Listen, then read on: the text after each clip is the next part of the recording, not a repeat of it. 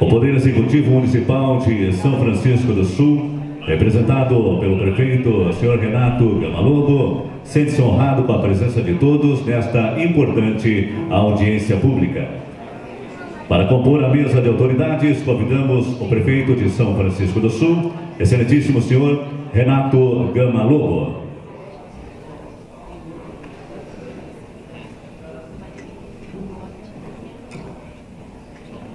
O vice-prefeito de São Francisco do Sul, excelentíssimo senhor Valmor Berreta Júnior.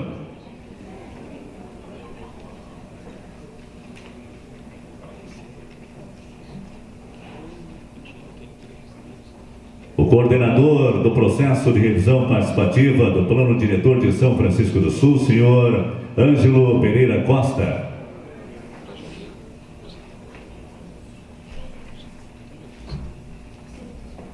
O representante da Amunesc, excelentíssimo doutor Marcelo Leão.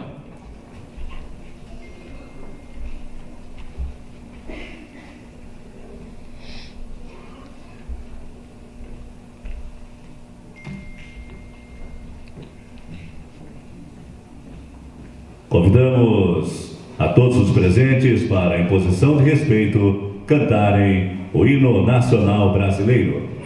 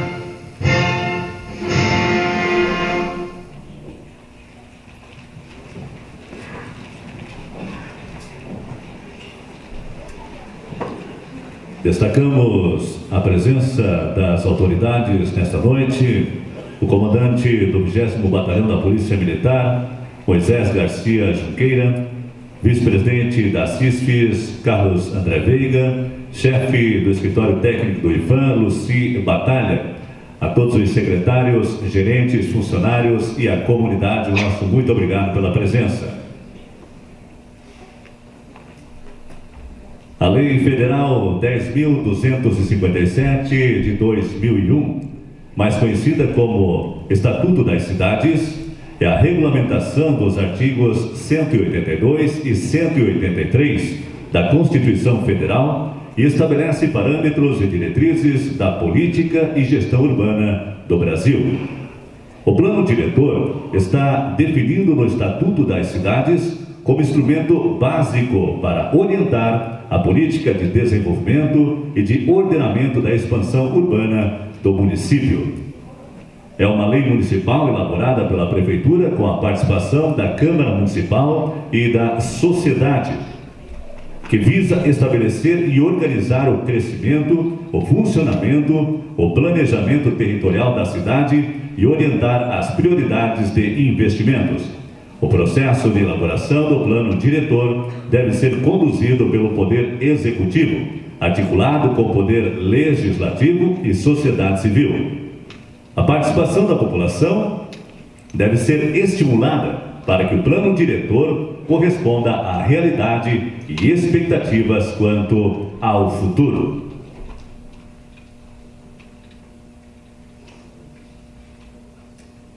Convidamos para fazer parte da mesa de autoridades o presidente em exercício da Câmara Municipal de São Francisco do Sul, excelentíssimo senhor Edson Luiz Duarte.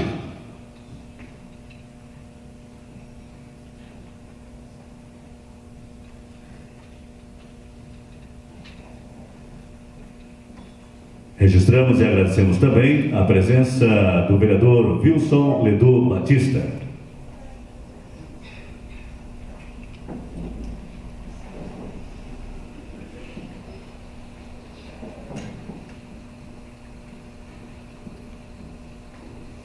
Convidamos neste momento para fazer uso da palavra o vice-prefeito de São Francisco do Sul, excelentíssimo senhor Valmor Berreta Júnior.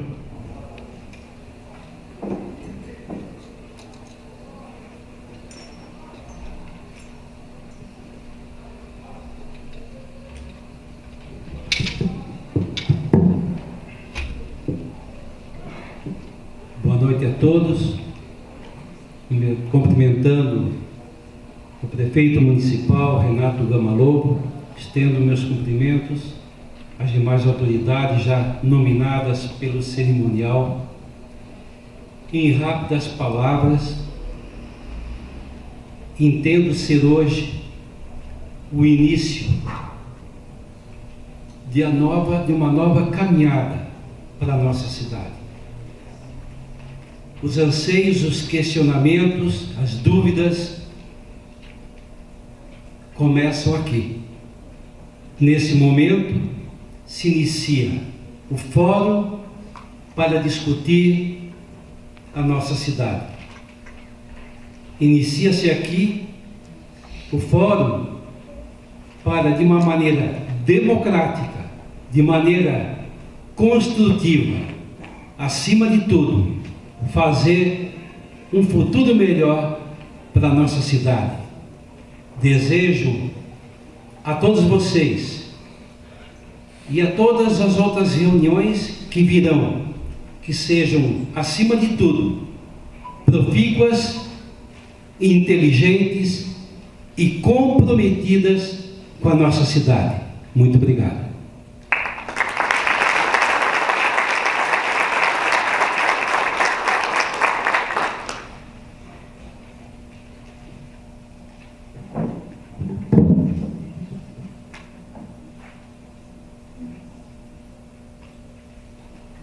Registramos e agradecemos também a presença do vereador Salvador Luiz Gomes.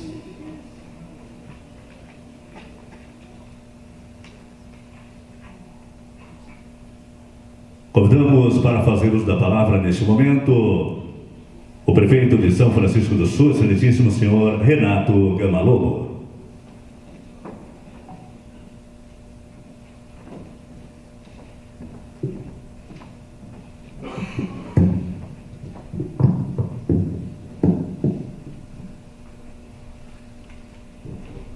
Bom final de tarde, uma boa noite a todos, início de noite.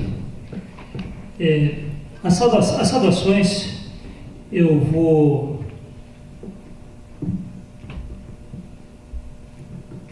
É um pouco complicado para o meu microfone aqui. Eu vou usar o protocolo da mesa, já aqui mencionado, e vou direto ao assunto para que a gente possa logo dar start no processo. Então é assim. Esse momento é um momento importante, como falou o nosso vice-prefeito, Dr. Romor, e a importância dessa data, do dia 26 de outubro de 2017, é um marco, é um divisor de águas, uma quebra de paradigmas, que será lembrado, com certeza, pelas próximas décadas e gerações futuras. A Prefeitura, em parceria com a Unesc, propõe, de agora em diante, não apenas a revisão de um plano diretor, mas sim, na prática, o empoderamento dos cidadãos, os quais, de apenas meros coadjuvantes, assumem os seus papéis de sujeitos da história. É o que queremos nesse processo? Sem dúvida, o que queremos é estimular uma reflexão sobre o futuro da nossa cidade. Afinal, a cidade é feita de pessoas, de gente. Vamos discutir como iremos viver em coletividade e dividir esse espaço. Em que ambiente nossos filhos serão criados e se desenvolverão como seres humanos plenos, completos e felizes. Talvez a palavra mais adequada para definir o que almejamos com o plano diretor seja equilíbrio. E nesse sentido, estamos falando também de valores, pois mesmo que seja essencial uma economia saudável, devemos nos perguntar: quais as riquezas que realmente importam? De que vale uma vida regrada a excessos se não temos o ar puro para respirar, a água potável para matar a sede e a natureza para nos proporcionar as mais gratificantes experiências? O que quero dizer é que queremos o desenvolvimento, sim, econômico, mas de forma sustentável. Inclusive, o plano diretor também é peça fundamental para que novos empreendimentos se instalem na cidade, para que uma lei bem feita de segurança jurídica a empresas que possuam responsabilidade socioambiental. O que hoje ainda não temos, mas que certamente no final deste processo será possível. Também quero pedir tranquilidade, mente aberta e bom senso. Deixar de lado todas as mesquinharias e diferenças, que haja o devido respeito e que possamos evoluir juntos, absorvendo aquilo o que o outro tem de melhor para oferecer. Que assim seja. Meu muito obrigado.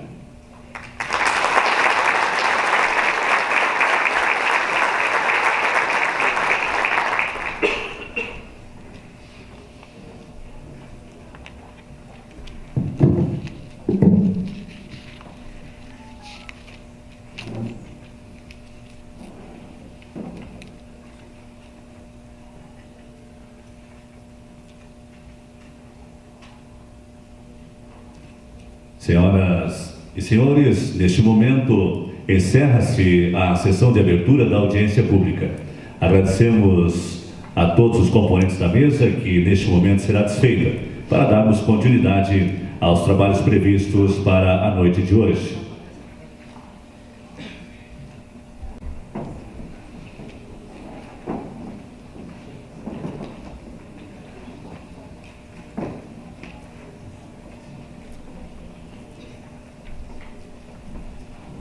Queremos registrar e agradecer a presença do senhor Tiago Gutierrez, do Ministério Público Federal. Dando continuidade aos trabalhos, chamamos o Dr. Marcelo Leão, que conduzirá a palestra com o tema Plano Diretor e a importância da participação no processo de revisão. Dr. Marcelo Leão é advogado e atua na área do direito urbanístico, assessorando associações de municípios, assessorando inclusive movimentos sociais e profissionais do planejamento urbano nos processos de formulação, revisão, execução e acompanhamento de planos, programas e projetos de desenvolvimento urbano.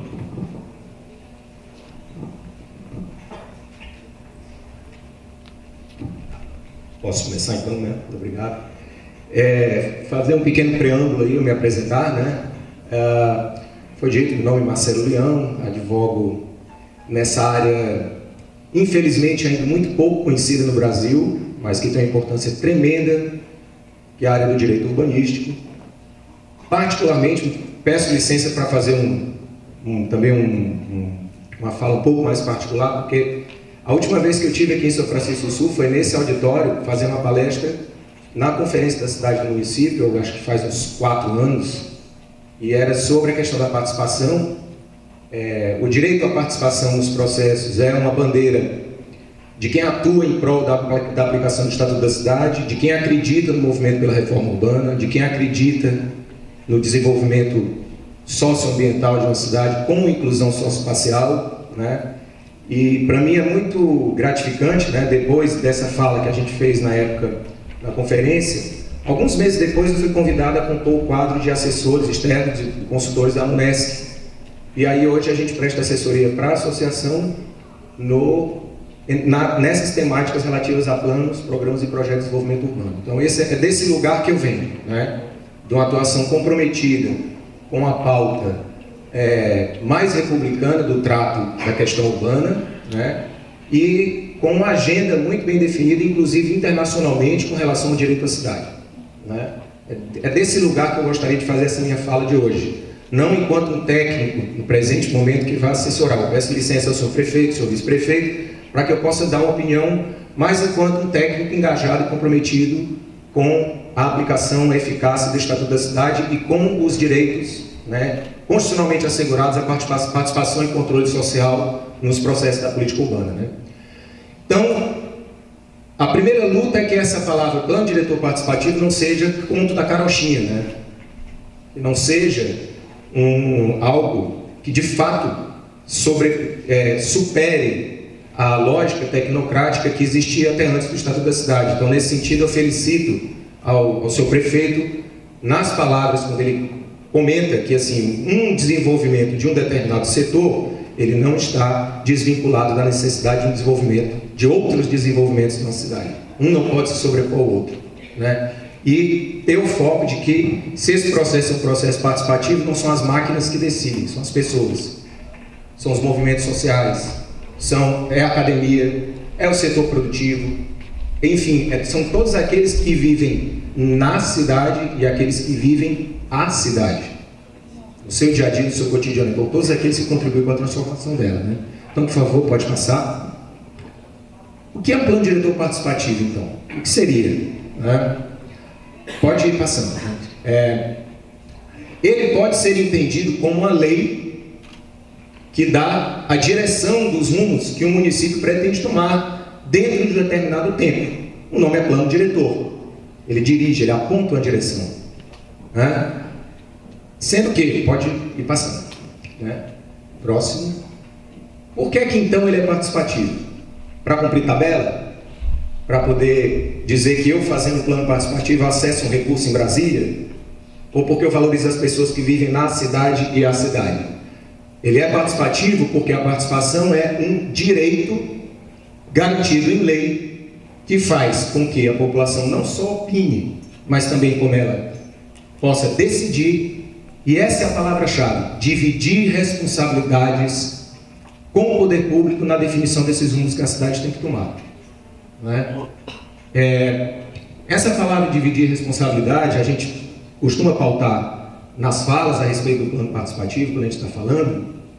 Por quê? Porque, infelizmente, aqui no nosso país, acho que a gente ainda está muito atrelado àquela concepção de delegar responsabilidade para o outro. A gente, na escola, a gente é eleito líder de sala, elege um líder de sala, eu não me preocupo mais com os problemas da minha sala. No sindicato, eu elejo o presidente do sindicato, eu não tenho mais que preocupar com o sindicato. Na Câmara Municipal, eu elejo o vereador, não tenho que preocupar com a Câmara, não tenho que preocupar com a Prefeitura, porque elegi o prefeito. Então, eu jogo tudo. Claro, a gente tem uma contrapartida em função de quem a gente elegeu, mas essa representação ela se torna inócua se a gente não colabora, se a gente não acompanha, se a gente não se apropria da produção dessa política pública e, portanto, divida responsabilidades. Né? Pode passar?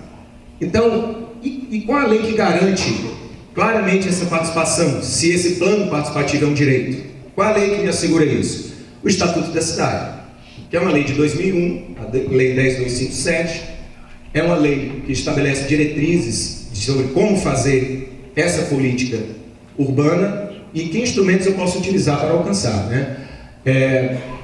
Pode passar. E aí a pergunta que se faz, sempre foi assim, participativo, processo de plano? Bom, antes do Estatuto da Cidade, vamos falar um pouco a respeito disso. Né? Antes do Estatuto, no início da minha fala eu usei o termo tecnocrático, né? Que seria o poder exercido pela técnica ou pelos técnicos, né? Então, antes de existir essa lei do Estatuto, as pessoas trabalhavam o futuro da cidade em cima de uma prancheta. E a coisa era mais restrita ao trabalho de técnicos, que, para além de estarem bem intencionados, se limitavam a fazer um trabalho de construção de uma visão ideal de cidade que ele tinha, mas tinha um pequeno problema, né? Vamos fazer uma comparação simples. Você tem sua casa, de repente um decorador bate na sua porta de manhã, e aí ele chega lá e diz assim: bom dia, o senhor acabou de ser premiado no caminhão do programa de televisão aqui, então nós vamos entrar na sua casa, nós vamos tirar a piscina de um lado, não, vamos fazer uma piscina aqui, vamos pôr uma churrasqueira ali, vamos diminuir os quartos da casa, vamos mudar aqui, vamos climatizar, enfim, vai ficar linda. Vai sair naquela revista de moda, de casa que tem. Vai ficar, realmente, de fato, isso vai ficar muito bom para você. Mas aí falta um pequeno detalhe, porém importantíssimo. Perguntar para aquele morador da casa e para a família que está ali dentro, se eles querem que seja feito isso. Porque senão eu não vou me identificar com o lugar onde eu vivo. Eu preciso ser consultado. Quero uma piscina? Para mim é importante isso. Ou aquela churrasqueirinha que estava ali no canto, que reunia meus amigos, era mais importante. Né? Então, assim, antes, por mais bem intencionado que as pessoas estivessem no processo de elaboração de plano diretor, muitas vezes faltava essa pergunta básica: que modelo de cidade aqui que a gente está desenhando, o que é que você acha dele? Essa pergunta, porque não havia garantia em lei, ela ficava refém da boa vontade do técnico. Isso antes do Estatuto da Cidade. Depois do Estatuto, pode passar? Depois do Estatuto da Cidade, o cenário muda, pelo menos na lei. Que esse que é o problema. Existe uma diferença enorme entre o que é o que se chama de lei e fatores reais de poder. A lei só pega se a gente conhece. A lei só pega se a gente valoriza. A lei só pega principalmente se a gente se vê nessa lei, se a gente vê a importância dela. O Estatuto da Cidade, ele guarda um valor importantíssimo que faz com que ele tenha tudo para que seja uma lei que pegue. Porque ela vem de uma intensa mobilização de N setores da sociedade econômica até a sociedade civil, que se envolveu durante 12 anos na tramitação dessa lei para que ela fosse aprovada. Então ela tem muito da cara das pessoas que gostariam de que na hora que minha casa fosse construída eu fosse consultado a respeito. Mas a gente precisa conhecer o conteúdo dessa lei, a gente precisa se apoderar do conteúdo dessa lei. E as prefeituras têm um papel fundamental quando instalam processos onde ela não está apenas cumprindo uma obrigação legal de cumprir a lei, né? Na fala do seu prefeito a gente vê que não há compromisso apenas com a legalidade, mas com a importância e com o objetivo da lei. Arranca bem o processo de plano diretor, que a gente tem essa noção, que o Estatuto da Cidade é a lei que deve pautar essa outra forma de fazer. Então, depois do Estatuto da Cidade, deixou de ser tecnocrático, e a luta hoje, o empenho hoje, é que ela seja participativa, que ela divida responsabilidades, que ela tenha papéis bem definidos para a atuação das pessoas nesse processo. Pode passar? Mas quando é que se dá esse momento da participação? Quando é que ela acontece, né? Ela acontece a todo momento, é constante, é um movimento cíclico, ela vai e volta, ela vem na elaboração, na aplicação e na revisão. Se nós estamos em um momento aqui de revisão de um plano, nós estamos elaborando a nova forma de fazer o plano, né? Ou novas regras, e uma vez ela aprovada, ela também pode correr o mesmo risco que o Estatuto da Cidade corre todo dia, de ficar na gaveta, de ficar no papel, de não ter nenhuma efetividade, né? Quando é que ela sai do papel? Quando a população divide responsabilidade com o poder público, quando a população não espere que apenas o poder público tire essa lei do papel. Seria até injusto, seria até cruel entregar na mão do gestor, única e simplesmente, a responsabilidade pela aplicação da lei. A gente tem que se empoderar do conhecimento da lei e atuar na aplicação. E na revisão, fechou o movimento cíclico. Passado um determinado período, o plano diretor tem uma validade e também não é para cumprir tabela. Quando se fala que um plano tem que ser revisado pelo menos a cada 10 anos, na lei do Estatuto da Cidade, isso não é uma determinação meramente formal. É para a gente poder olhar ali e dizer onde foi que a gente exagerou na mão na época que a gente fez essa lei. Onde foi que não? Onde foi que a gente aceitou? O que é que tem que ser preservado? O que é que tem que ser mantido? Então, esse acompanhamento e controle da aplicação do plano é fundamental, né? E aí, isso pode passar? Surge outra pergunta. Se ele é participativo na aplicação, na elaboração, na aplicação e na revisão, estou falando de uma lei, o que é que tem que conter essa lei do plano diretor participativo? Primeira coisa, pode deixar só no primeiro aí para manter o foco ali, olha só. Agora eu vou falar de alguns conteúdos que compõem o plano, que não, naturalmente que ao longo do processo a cidade vai poder detalhar, mas assim, não existe plano diretor que aponta a direção de uma cidade se ele não tem objetivos claros. Se ele não diz assim, aonde eu quero chegar, qual é o objetivo da cidade. Senão não é plano diretor, é plano desgovernador, é plano perdido, é plano desorientado. Então, isso vale para qualquer cidadão brasileiro, né? Todos nós temos que desconfiar de um plano diretor que não abra a lei dizendo qual é o objetivo. Aonde se quer chegar no município com essa lei? Isso é o básico. E essa é a discussão mais importante que está no processo e que a população vai ter que acompanhar. Qual é o modelo de cidade que a gente quer construir? Que objetivo a gente tem? Na sequência, regras para uso e ocupação das áreas. Aí o exemplo clássico é o zoneamento. E o zoneamento segue a mesma linha. Não adianta você fazer um desenho bonitinho, um mapa colorido, com instrumentos e tudo, o que é que tem ali, sem eu não apontar o objetivo pretendido para aquela área. Então o zoneamento, ele tem que deixar bem claro quais são os objetivos dele para essas regras de uso e ocupação. Qual é o sentido? Para que elas existem? Qual é a importância? E aí, pode passar? Outro conteúdo importante, um destaque especial para essa parte do zoneamento. Um dos processos mais espinhosos do plano diretor. A função social da propriedade e o bem-estar geral, inclusive do proprietário. Que discurso é esse que você está fazendo aqui, Marcelo, de função social da propriedade? Muito simples. Eu estou fazendo um discurso pela legalidade, pelo que está na Constituição. A mesma Constituição que estabelece o direito à propriedade, ela condiciona o exercício desse direito à função social. Não existe propriedade sem função social e não existe função social sem propriedade. Elas são tremendamente interdependentes. Não se está falando em invadir a propriedade da pessoa. Está se falando de que qualquer porção do território que tem um proprietário, naquele tecido urbano, ela tem uma função. O Estado te dá a garantia da propriedade para que ela sirva para você, para a sua família, mas tem que ter uma contrapartida, especialmente no caso que nós estamos discutindo aqui, para o município. E a nossa Constituição, no seu capítulo da política urbana, no artigo 182, ela diz que o plano diretor é a lei que define o que é que uma propriedade tem que ter para que eu possa dizer que ela tem função social. E aí, nesse sentido, ela gera um bem-estar geral, inclusive para o proprietário, porque evita o abuso de poder. Porque se uma determinada área da cidade está previsto um determinado uso para ela, ela tem aquela área ali residencial, vou fazer um exemplo. Hoje em dia não se trabalha com uso exclusivo, tá, gente? Em plano, se trabalha com uso misto. Mas vamos fazer de conta que aquela área ali é única e apenas residencial, né? Então, eu estou com minha propriedade ali, numa área, inserida numa área de zoneamento que diz que é para residência. O poder público não pode me obrigar a querer licenciar uma indústria ali. O poder público não pode querer me obrigar a pôr um hospital ali, ou uma escola de moradia.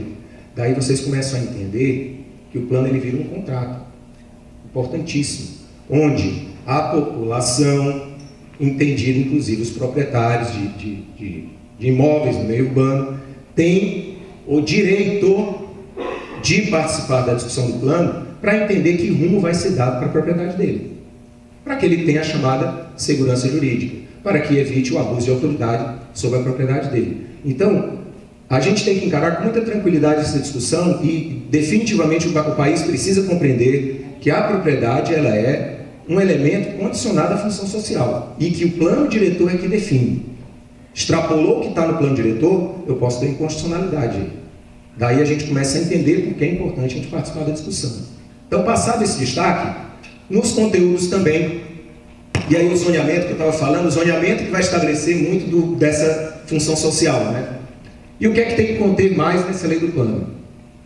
Reserva de terras para implantação de equipamentos públicos. É no plano que a gente vai poder estabelecer em que áreas determinadas porções do território vão ter uma função social de quê? De ser praça, de ser parque, de ser posto de saúde, de ser escola, de não ser construído nada, de ser uma área de preservação, de ser uma reserva particular do patrimônio natural, se possível. Então, assim, tudo isso que é discutido dentro do plano, a reserva de terras para a implantação de equipamento público está dentro do conteúdo do plano. O que mais tem que ter? Limites para ampliação da zona urbana. Um dos maiores prejuízos à municipalidade e ao contribuinte é quando nós não estabelecemos limite para a ampliação do perímetro urbano. Quando eu não calculo, com base em critérios técnicos, demográficos, de qual é a real demanda da cidade, para que tenham uma área urbana, para que vivam dentro da área urbana, eu posso estar gerando prejuízo enorme para o município. Um perímetro urbano muito expandido, que gera uma série de vazios entre um espaço e outro, faz o quê? Com que aumente a metragem do fio do poste para ir de um loteamento para o outro, com que aumente a rede de esgoto para chegar lá longe, na borda da cidade, né? Para ficar só nisso. Né? Isso quem é que paga a conta? A população. Então nós temos que desconfiar sim de ampliações exageradas no perímetro urbano. Desconfiar tecnicamente, desconfiar no sentido do pensamento crítico, né, da avaliação da real necessidade do tamanho do perímetro. Tem que discutir isso. O que é que deve conter uma lei de plano diretor também? Pode ir passando. Regras de planejamento territorial da área rural, no que for assunto do plano. Por quê? Porque o Estatuto da Cidade tem uma diretriz lá que fala que nenhuma política urbana pode ser feita sem considerar que há uma integração e uma complementaridade entre a área urbana e a área rural. Da mesma forma que não existe propriedade sem função social, não existe área urbana sem área rural. E elas têm que se comunicar, e uma não pode predar a outra. Principalmente a área urbana não pode predar a área rural, porque a área rural tem um componente estratégico ambiental importantíssimo e também é reserva para expansões futuras. Então, o plano tem que estabelecer essa relação. Regras para o parcelamento dos solos, conhecidos loteamentos, né? Então, na hora que eu for picotar e fracionar a terra, mesmo que a lei do parcelamento não esteja dentro do plano, ela tem que observar o parcelamento. As pessoas costumam enxergar as normas que regulam o loteamento, como a lei de parcelamento, como a cartilha do empreendedor. É assim que eu tenho que fazer para o meu loteamento ser aprovado. Ok? Tá certo? Tem que se orientar por alguma lei, claro. Mas a lei de parcelamento, na verdade, o que é que ela é? É uma lei de expansão de cidade. O parcelamento existe para que a gente possa fazer o tecido urbano racionalmente, adequadamente, se expandir. E aí não faz o mínimo sentido um parcelamento do solo que não dialogue com os objetivos do plano.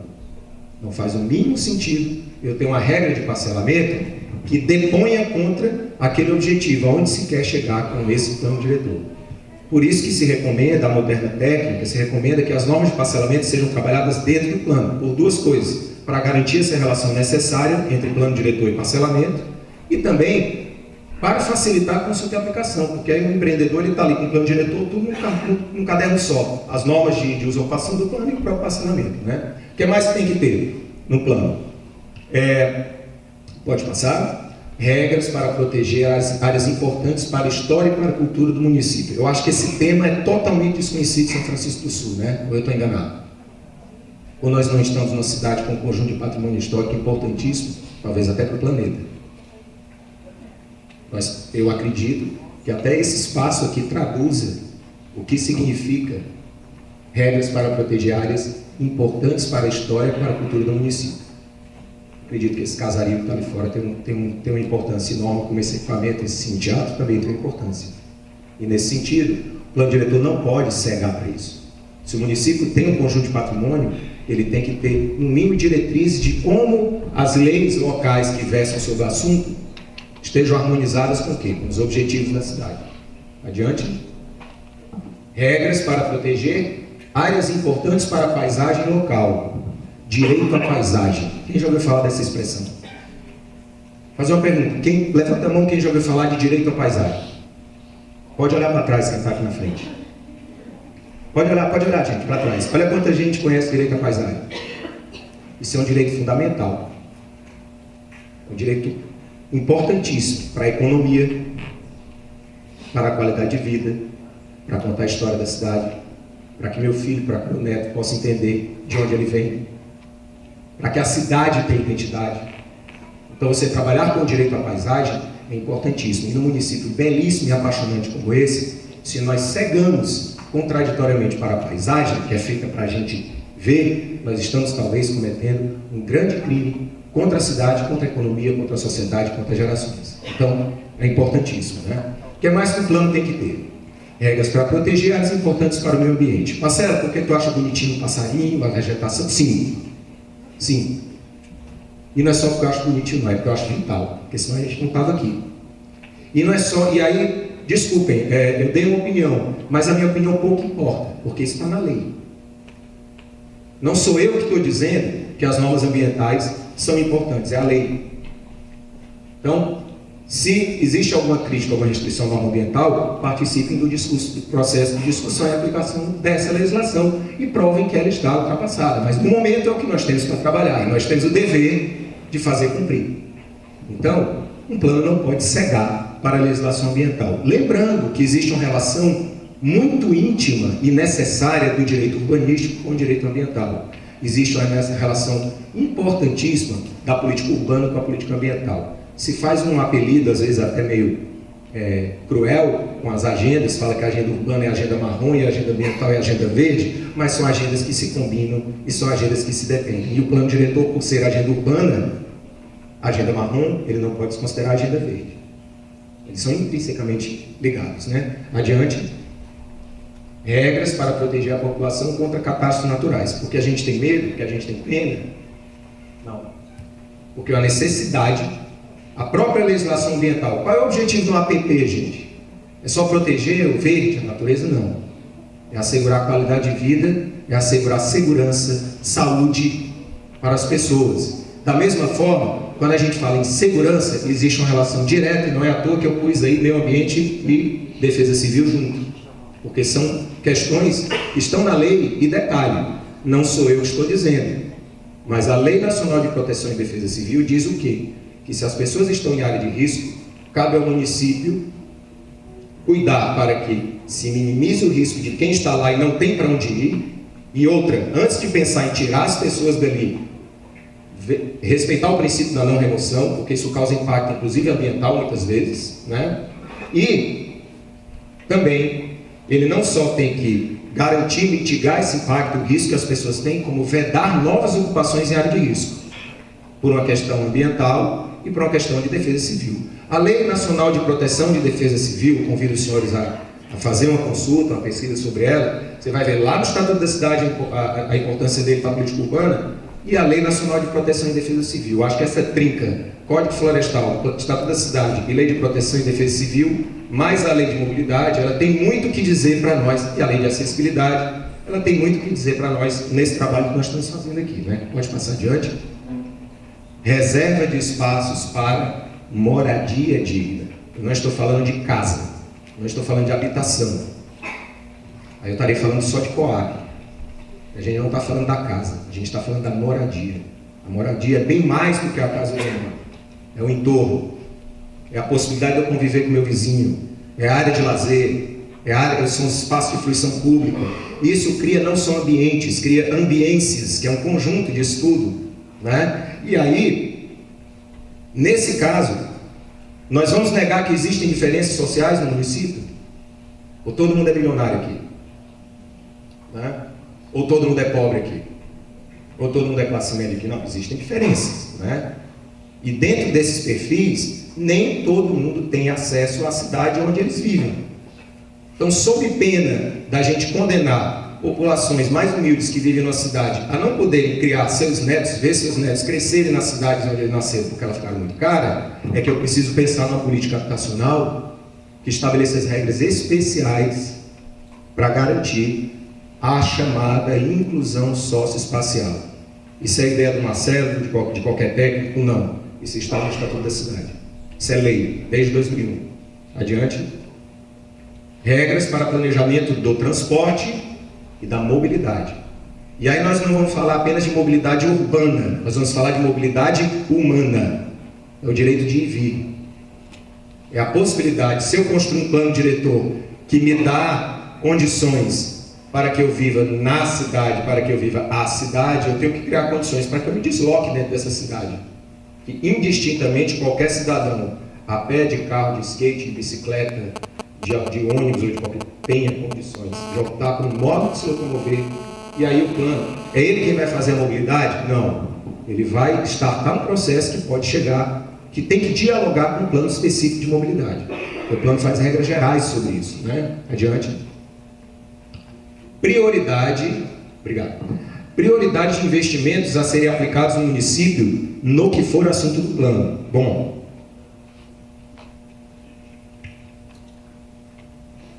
dentro do Estatuto da Cidade tem uma norma que é muito importante, que também é muito pouco conhecida ainda. Santa Catarina está sendo um estado pioneiro para que seja conhecida essa regra, que eu vou dizer agora.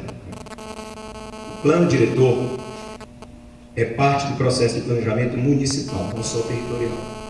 E, portanto, o orçamento municipal, o PPA, Plano Plurianual, e a LDO, a Lei de Diretrizes Orçamentárias, todas essas três, elas têm que incorporar as diretrizes e prioridades que estão previstas no plano. É dizer que na hora que o Tribunal de Contas abre as contas do município para avaliar, ele teria que, junto ali, abrir o plano diretor. Sabe, investir um monte de educação, em educação, que bacana, legal, tá bom. Mas qual é o objetivo do plano que foi pactuado com a cidade? Mobilidade? Quantos por cento está em mobilidade aí? Então as contas do município não estão lá muito antenadas com a legislação local. Então, o plano diretor vincula matéria orçamentária. O dinheiro do município tem que ser orientado muito pelas orientações do plano diretor, pelas determinações do plano diretor.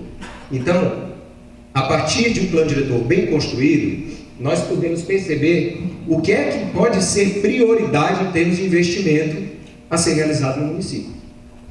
O que é que pode, não. Enquanto a gente está elaborando, o que é que pode, depois vira lei, o que é que deve, o que é que tem que ser aplicado na lei do município, né? Adiante. Regras para a participação, né, da população na elaboração, na aplicação e na revisão do plano diretor, e não só do plano diretor, em outros assuntos em que o poder público que tem a ver com o plano diretor. Quer dizer que se o plano diretor desencadeia uma determinada regra, uma determinada ação, uma determinada política, nenhuma lei a posterior do plano pode se considerar o que está nele. Significa dizer o quê? Da mesma forma que na norma de parcelamento eu não posso ignorar os objetivos do plano, o Código de Obras não pode, o Código de Posturas não pode, a Lei Local de Resíduos Sólidos não pode, o Plano de Mobilidade não pode, o Plano de Habitação de Interesse Social não pode, as normas de acessibilidade não podem. Então, na legislação municipal que tenha a ver com política urbana, comprovadamente haja uma relação, a população tem direito na elaboração, na aplicação e na revisão. Nossa, Marcelo, mas então o prefeito não pode fazer nada. Quem disse? Não, porque é tudo a população que faz. Então não elege prefeito, não elege vereador, não elege mais ninguém. Né? Mas não é. É o contrário. Aí que nós precisamos de prefeito e aí que nós precisamos de vereador. Ou nós não vamos dividir responsabilidades.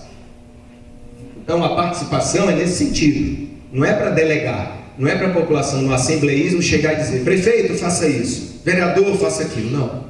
Nós entendemos que isso tem que ser feito e nós gostaríamos de colaborar na elaboração, na aplicação e no controle dessas normas. Essa é a importância das regras de participação e controle social. Né? Adiante. E é importante, então, essa participação? Não sei ainda se a gente percebeu se é importante ou não. Né? Mas vamos ver. Eu acho que é possível a gente perceber que o plano diretor é uma lei com vários temas, todos ligados um no outro, e todos são importantes para o desenvolvimento do município, e que afeta muito a rotina de quem vive no município e o município. E aí eu pergunto para vocês, com tantos temas, todos ligados e tão importantes, é importante a participação, gente? Acompanhar isso, né? E aí vamos adiante, pode passar. Eu pergunto, como é que não participa? Como não participar? Como nós continuarmos nessa lógica cruel de delegar responsabilidade? Dessa lógica acomodada. Não estou fazendo aqui a avaliação de por que eu não participo, nem estou culpando quem não participa. O que eu estou aqui advogando é para a necessidade fundamental da gente dividir responsabilidade sob pena de nossos filhos serem criados elegendo líder de sala e não se preocupando com a sala. Sob pena do presidente do sindicato ser eleito e o trabalhador não se preocupar com o sindicato. Sob pena do presidente da associação empresarial ser eleito e os colegas de profissão, de comércio, de empresa, não se preocuparem mais com o problema do setor. Nós precisamos dessa cumplicidade, nesse sentido, como não participar. Adiante, quase terminando, pessoal. É importante, portanto, por favor, delegar responsabilidades para que, de fato, aí é uma realidade. Entregar a tarefa na mão do outro e abandonar é que é o problema. Agora, entregar a tarefa para o outro, delegando e acompanhando, pode ser a solução. Afinal, todos nós temos horários, rotinas próprias e muitas delas são diferentes. E eu não posso estar presente, talvez, no processo de plano. Mas se eu tenho a segurança de que um delegado comunitário está escolhido pela minha comunidade e ele está me representando naquele processo, mas que ele está empenhado em devolver o que ele vê no processo para a comunidade, se a comunidade está organizada, fazendo reunião com o delegado daquela comunidade, ou com o delegado daquele setor econômico, setor social do município, a delegar, ela tem importância. Só que mais importante que delegar é no momento que eu divido responsabilidades. Dividir responsabilidades é justamente isso. Desculpa eu estar indo e voltando nesse looping, mas é intencional, para que a gente entenda que delegar pura e simplesmente não basta, mas delegar dividindo responsabilidades talvez seja o caminho. E dá muito resultado quando a gente se envolve com as questões. Ou o nosso filho não fica bem mais educado, né, no que diz respeito não à questão moral da educação, mas do conhecimento, quando nós acompanhamos a formação dele. Ou a nossa casa não opera melhor quando nós acompanhamos quem está ali ajudando na limpeza, no asseio da casa, o que está acontecendo. Ou o nosso meio ambiente não é mais bem cuidado quando nós temos amor por ele e nós estamos ali acompanhando também a proteção e a defesa do meio ambiente. Ou a nossa segurança pública, ela não melhora quando a gente está auxiliando numa lógica de policiamento comunitário, de vizinhança solidária, entendendo o que está acontecendo no meu entorno, Ou as nossas ruas não ficam mais seguras quando a gente anda nelas e entende essas ruas como nossas, e não joga só na mão da autoridade policial, de cuidar da segurança, mas ajudar-nos, não delegar a responsabilidade pura e simplesmente, mas dividir. E aí, é importante essa participação, pode passar? Claro que é importante. Seja na elaboração ou na revisão pela Prefeitura, seja na aprovação pela Câmara de Vereadores. Porque senão, se você não... Tem que deixar claro que o Estatuto da Cidade, ele diz que no processo de elaboração do plano diretor, e de revisão e de aplicação, os poderes executivo e legislativo deverão garantir essa participação. Então, na hora que o Poder Executivo está com o processo participativo, é um processo que não tem fim. O vice-prefeito foi super feliz quando coloca que isso aqui é só o início de uma caminhada. É só o início. Na verdade, é um marco, um divisor de águas, como diz o prefeito, um momento histórico, onde a gente tem que inaugurar um processo estabelecido por lei desde 2001, que diz que nós temos que ter participação e controle social na formulação, execução e na implementação e na revisão dos planos, programas e projetos de desenvolvimento urbano. Então, não faz sentido só participar na elaboração aqui no Executivo. Vocês precisam dividir responsabilidades com o Legislativo.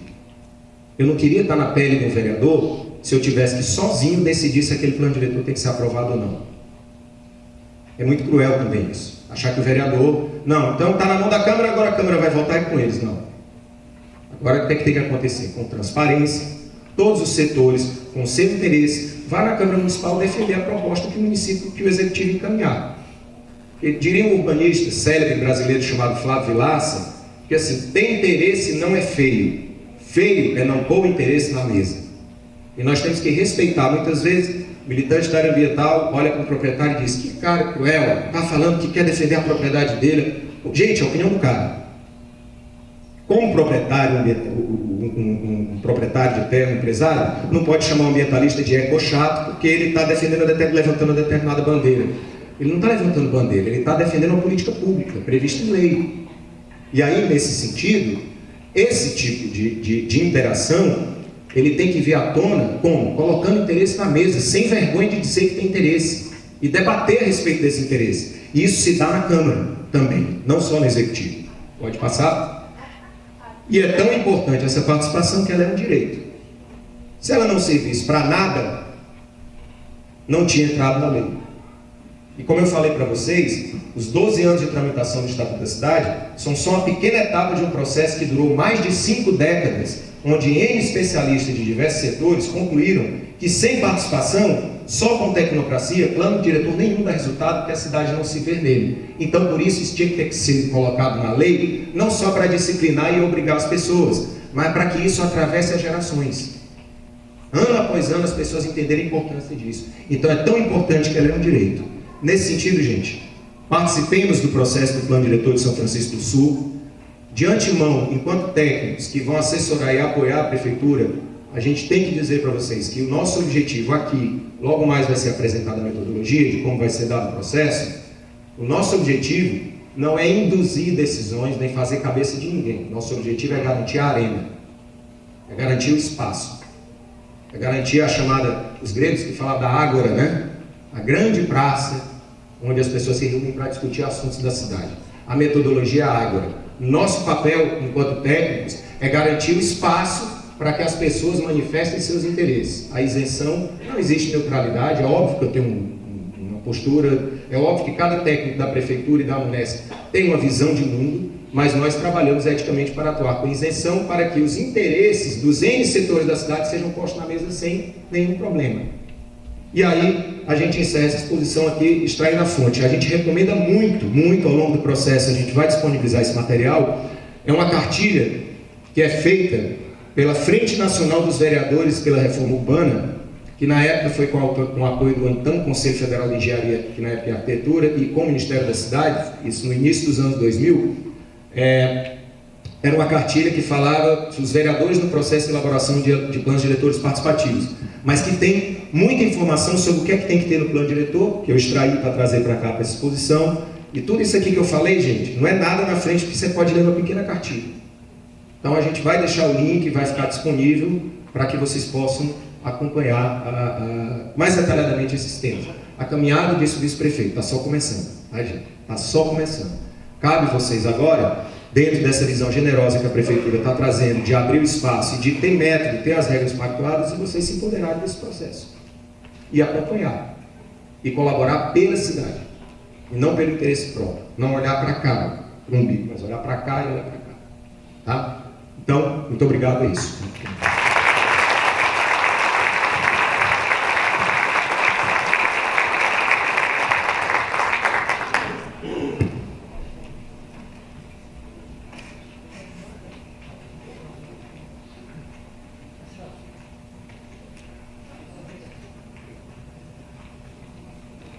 Nós queremos ainda registrar a presença do vereador Álvaro Sivers e do vereador Christopher Camargo.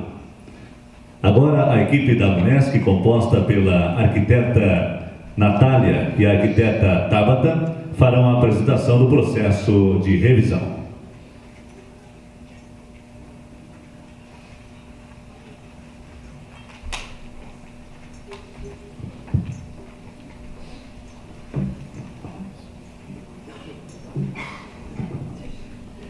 Boa noite a todos. A gente vai colocar brevemente aqui como é a metodologia de como vai ser essa revisão do processo, né, participativo de revisão do Plano Diretor de São Francisco do Sul. Essa então é a primeira audiência, onde a gente está lançando, né, instalando a instalação formal do processo. O porquê revisar? Na verdade, o Dr. Marcelo já colocou muito bem aqui toda a importância da revisão do plano diretor. Mas, só reforçando, então, é um momento onde o poder público, né, poder legislativo e executivo, vão estar junto com a comunidade, juntamente com a comunidade, analisando como a cidade atual está e para onde São Francisco do Sul vai crescer e se desenvolver para os próximos 10 anos. Tudo isso com base no Estatuto da Cidade, né, que é a base legal da revisão, que traz que a revisão tem que ser feita a cada 10 anos, e como a lei do plano diretor foi feita em 2006, agora é o momento da gente fazer a revisão do plano diretor de forma conjunta com toda a sociedade civil. Quais são os atores, então, né, que participam do plano diretor? A sociedade civil, que já foi colocado muito bem aqui, que é importante a participação, o poder executivo, o poder legislativo, e daí vai aparecer outros atores, né, que é o núcleo gestor. O que seria o núcleo gestor? É o grupo que vai gerenciar o processo de revisão. Mais para frente eu vou explicar certinho o papel do núcleo gestor. O colegiado de delegados, que são representantes da comunidade, entidades e poder público, que atuarão na definição do conteúdo do plano diretor. Esses delegados eles vão ser eleitos na segunda etapa do plano diretor, que é as leituras comunitárias, onde a gente vai em cada localidade escutar e ouvir a população, e lá vocês vão eleger os seus representantes, os seus delegados.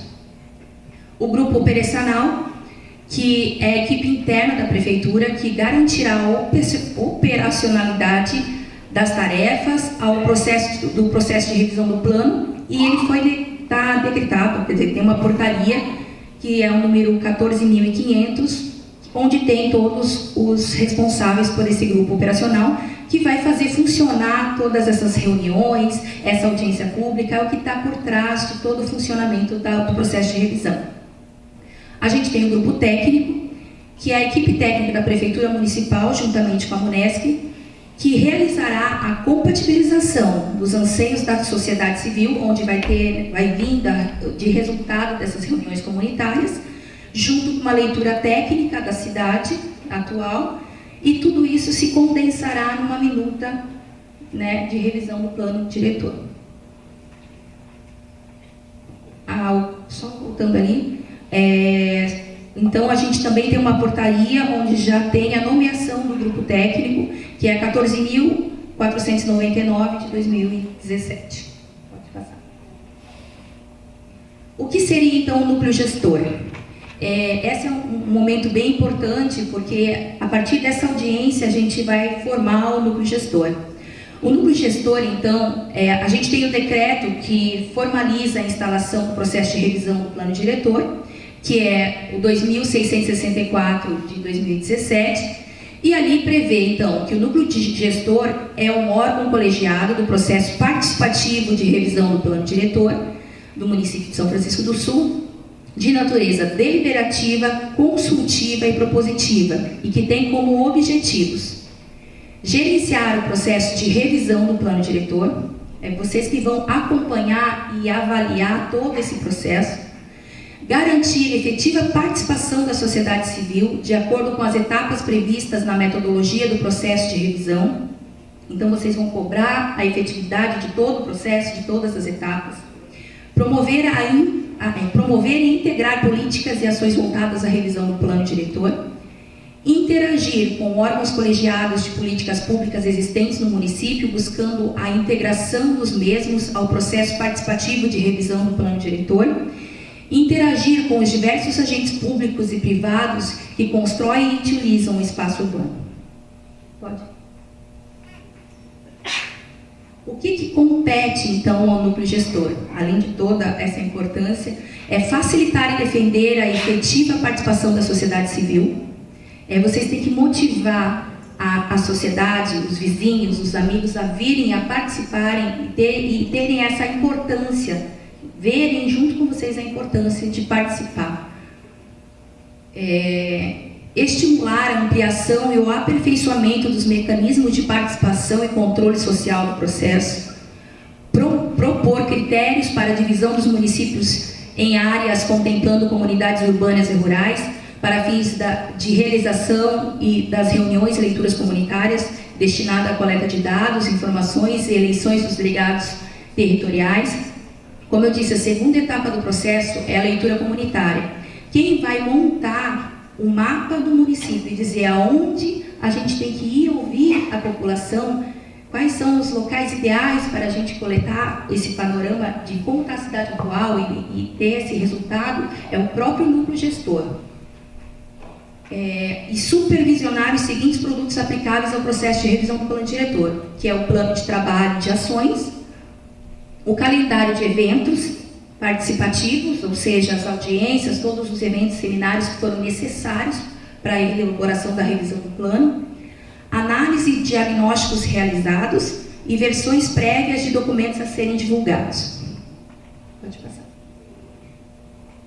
Também acompanhar, avaliar e validar as ações de sensibilização, mobilização, divulgação, informação, capacitação e organização da participação popular no processo de revisão do plano diretor, em especial nas audiências públicas. Acompanhar, avaliar e validar as atuações do cadastro das organizações da sociedade civil atuantes no município. Supervisionar a compatibilização do trabalho técnico com a leitura comunitária realizada no processo. Propor critérios para decidir prioridades de forma a garantir o cumprimento das ações previstas no processo de revisão do plano diretor. E emitir resoluções com o objetivo de orientar decisões em casos omissos nesse decreto. Pode passar. A composição, então, desse núcleo gestor, ele se dará a partir de um edital de chamada pública que vai ser lançado hoje e assinado pelo prefeito municipal. Esse cadastramento, então, das entidades da sociedade do município deverá resultar, então, na formação do colegiado que expresse a pluralidade de atores públicos e privados do município, conforme o edital, então, que será assinado no final. As regras de composição e proporcionalidade do núcleo gestor respeitará o Conselho Nacional das Cidades, ou seja, ele vai ser 60% sociedade civil, 40% poder público. Pode passar? Agora a arquiteta Natália vai passar as etapas de do processo. Boa noite. Então eu vou falar um pouquinho de como vai acontecer a revisão, as etapas. Ao todo são 8 etapas, a gente está na primeira, então, que é a instalação formal. Essa instalação formal hoje ela está tornando público que o processo de revisão está sendo iniciado, mas antes da audiência já houve um preparo para que tudo isso acontecesse. Então foi feito o regimento do processo participativo, que foi o decreto que a Tabata já falou, e também a formação do grupo operacional e o grupo técnico. Após a audiência, a gente ainda tem mais um processo nessa etapa, que é a composição do núcleo gestor, com o cadastramento, depois uma reunião pública e a nomeação desse núcleo, para que então a gente possa entrar efetivamente na leitura comunitária. Então, a etapa 2, que é a leitura comunitária, ela também é a eleição dos delegados, que é onde a gente vai dividir a cidade em regionais, fazer reuniões comunitárias e eleger os delegados dessas regiões e também das entidades. A compatibilização dessas informações da leitura comunitária a gente vai estar devolvendo para vocês em uma audiência pública. A etapa 3, então, consiste na leitura técnica e compatibilização. É a etapa que a gente vai fazer um levantamento e análise da legislação existente e a base de dados do município. Então, a gente vai colher toda a legislação e mapeamentos, estudos relacionados à ocupação e depois disso a gente faz uma compatibilização da leitura comunitária e leitura técnica. Essa etapa 3, ela não tem um começo e um fim, ela permeia todo o processo. A etapa 4, então, é a capacitação de delegados e as oficinas de planejamento.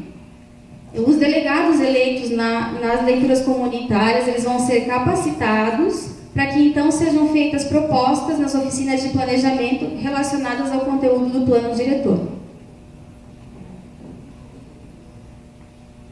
Então, a etapa 5 é a elaboração da minuta do plano diretor. Então, depois da leitura comunitária e da leitura técnica, a gente vai fazer a minuta e os anexos e os mapas do plano.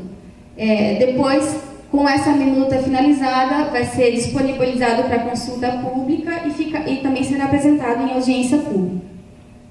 A etapa 6 são os ajustes na minuta que virão após a consulta pública e a apresentação e audiência.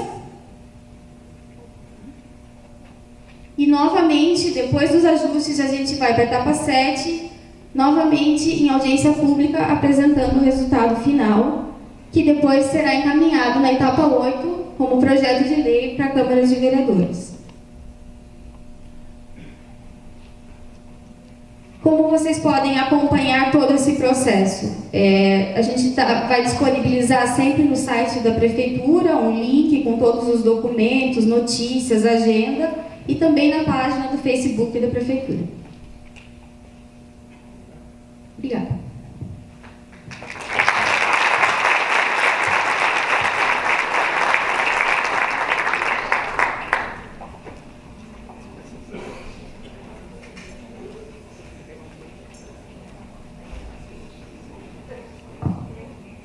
Alguém teria alguma dúvida? Queria perguntar alguma coisa sobre metodologia?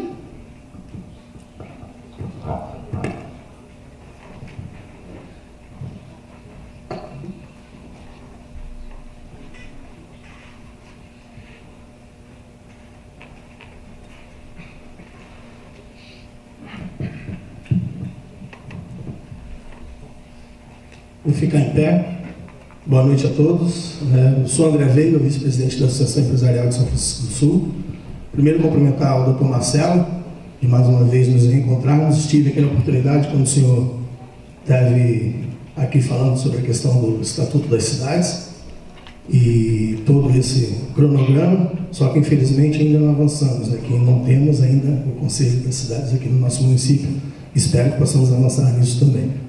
Eu gostaria de uma pergunta, talvez o senhor ou as colegas ali possam responder, pela sua trajetória, como você falou das suas experiências anteriores, mas a Unesc em si, se ela já tem algum case de ter contribuído para algum município da associação com a realização de revisão ou planejamento do plano diretor.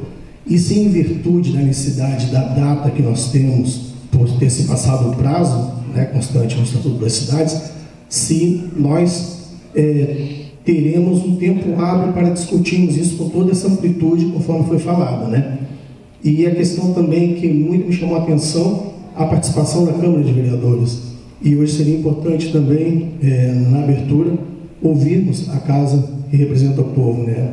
Uma palavra na abertura, acho que seria interessante. Devolvo, obrigado.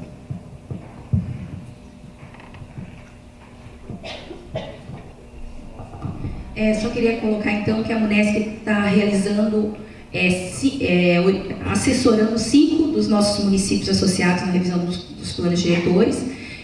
Campo Alegre já está com a prévia da minuta que vai ser lançada para consulta pública, e a gente está finalizando o de Araquari.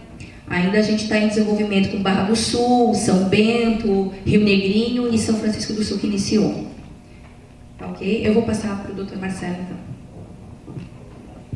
Essa questão do prazo, se a gente fosse seguir à risca a lei, todos os prefeitos do Brasil já tinham tido problema com improbidade, porque é aquele velho outro problema, né? Quando a lei surgiu em 2001, a gente não teve o empenho do então governo federal, já a partir de 2003, se não me engano, teve uma campanha, Plano Diretor Participativo de Cidade de Todos, mas ela não foi suficiente para alertar da importância do prazo. Tanto é que esse prazo, que era para outubro, se não me engano, outubro de 2016, ele foi prorrogado para 30 de junho de 2017, depois sofreu uma outra prorrogação e nem assim resolveu. São Francisco do Sul não está numa situação tão preocupante se comparado com municípios aqui do estado que tem o plano diretor mais antigo do estado, assim, que desde os anos 80 não revisa o seu plano. E o que acontece é que, assim, se a gente for trabalhar na letra da lei, essa questão de não realizar o processo, nós vamos ter um problema muito sério. Porque vai acontecer o quê? Simplesmente o processo vai parar. A gente não vai conseguir fazer. E aí o Ministério Público tem dado uma contribuição valorosíssima para essa questão. Aí em 2006 eu estava trabalhando com planos diretores já, nessa primeira leva de planos diretores pós-estatuto, e o Ministério Público Estadual foi muito feliz ao lançar uma recomendação técnica, recomendando aos promotores nas comarcas que visse o seguinte: onde o processo estivesse instaurado, onde o prefeito estivesse comprovando que estava empenhado em garantir a participação, deixasse fluir, porque o mais importante era que a população discutisse e participasse. Se a gente for legalista a ponto de negar que cada cidade tem seu tempo e que o país está aprendendo a fazer um plano diferente, de uma forma diferente, a gente não vai chegar ao objetivo que a gente quer. Então, assim, para além da questão do prazo, eu acho que ao invés da gente se preocupar com o cumprimento do prazo da lei, a gente tem que se preocupar em mostrar que a cidade está a pleno vapor fazendo plano e que a população apoia a prefeitura no processo.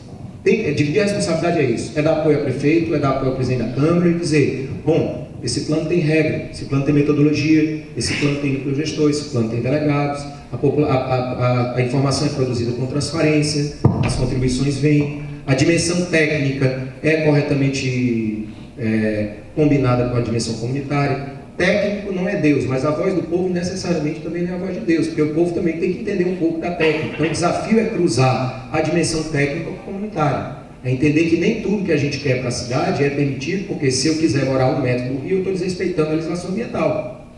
Não é? Se eu quiser, e também se eu quiser exigir que o prefeito mande demolir todas as casas que estão na beira do rio, eu vou estar gerando um passivo social também. Né? Então, o mais importante é a população estar debruçada sobre os problemas e mostrar que está discutindo o plano. E aí não se preocupar com essa questão. Não significa dizer que a gente não tem que respeitar prazo e lei. Agora, o principal prazo que a gente tem que respeitar é o nosso, do município, local. No momento que tiver um plano diretor, esse novo, estabelecendo um prazo, aí sim, a população conhecendo, fazendo o que ele aconteça. Não sei se eu respondi.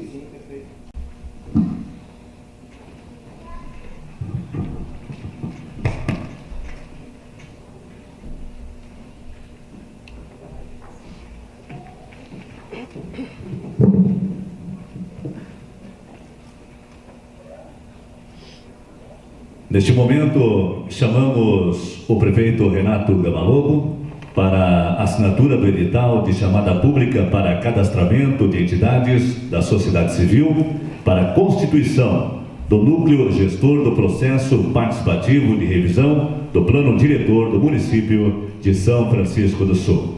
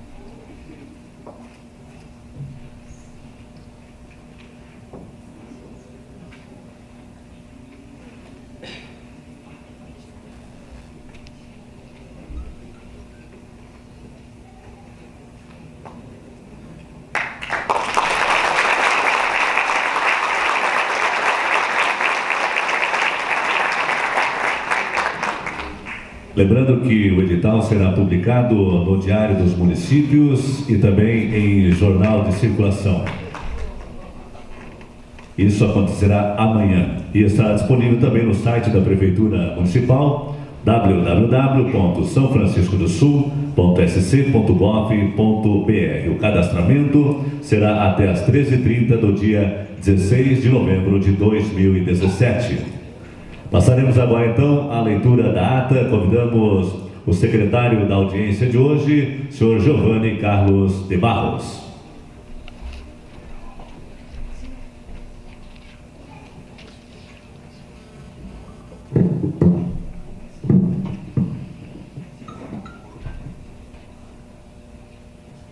Aos 26 dias do mês de outubro de 2017, às 18h30, no Cine Teatro 10 de novembro, localizado na rua Ercílio Luz 50, Centro, São Francisco do Sul, foi realizada a primeira audiência pública do processo participativo de revisão do plano diretor.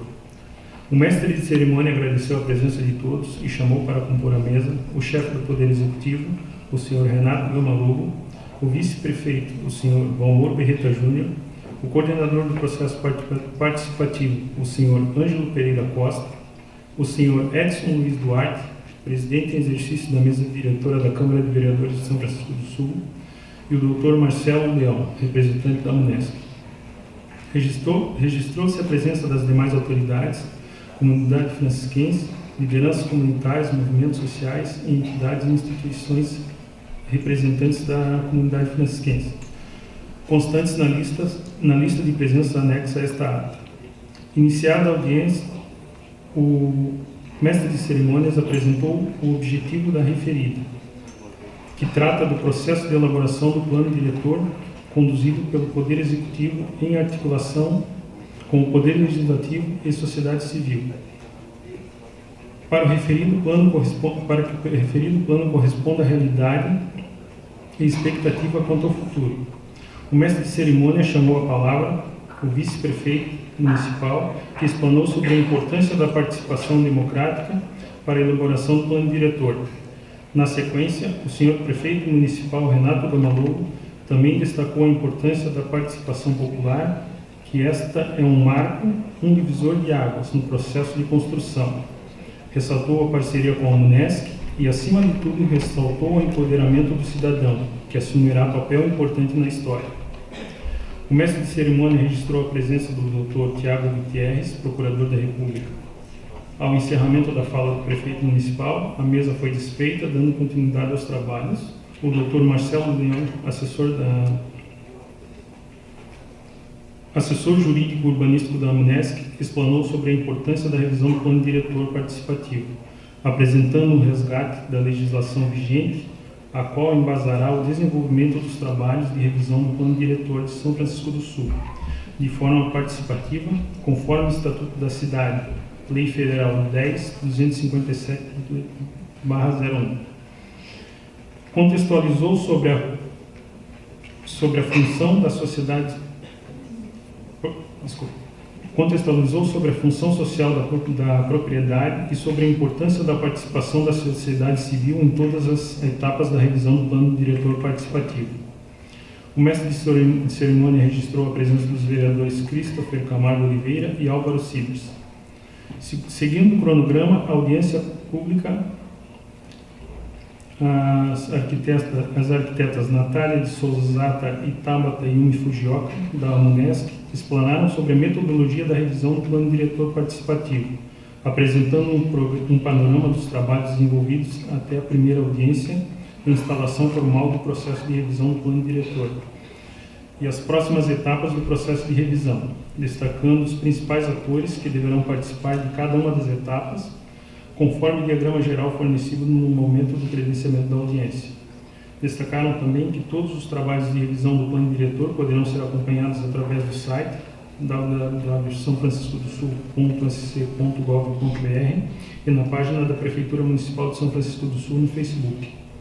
Na continuidade, o chefe do Poder Executivo, o senhor Renato Gama Lobo, assinou o edital de chamamento para cadastramento das entidades da sociedade civil para a constituição do núcleo gestor do processo participativo de revisão do plano diretor de São Francisco do Sul.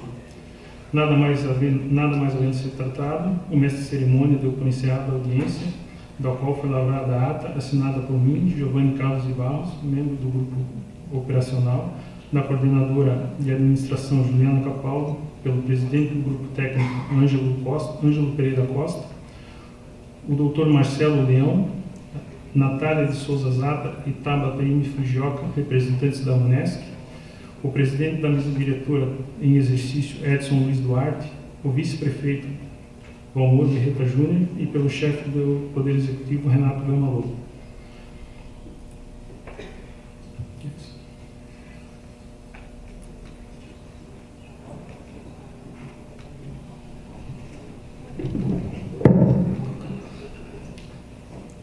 Em nome do Poder Executivo de São Francisco do Sul, a noite de hoje, representada pelo prefeito, senhor Renato Gama Lobo, e vice-prefeito Valmor Berreta Júnior, agradecemos a todos pela presença.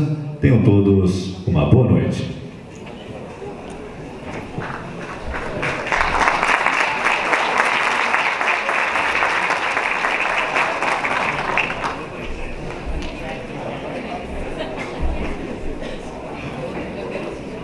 Não, amanhã tem uma extraordinária. Tem 5 horas, o dia agora, né? O dia que é?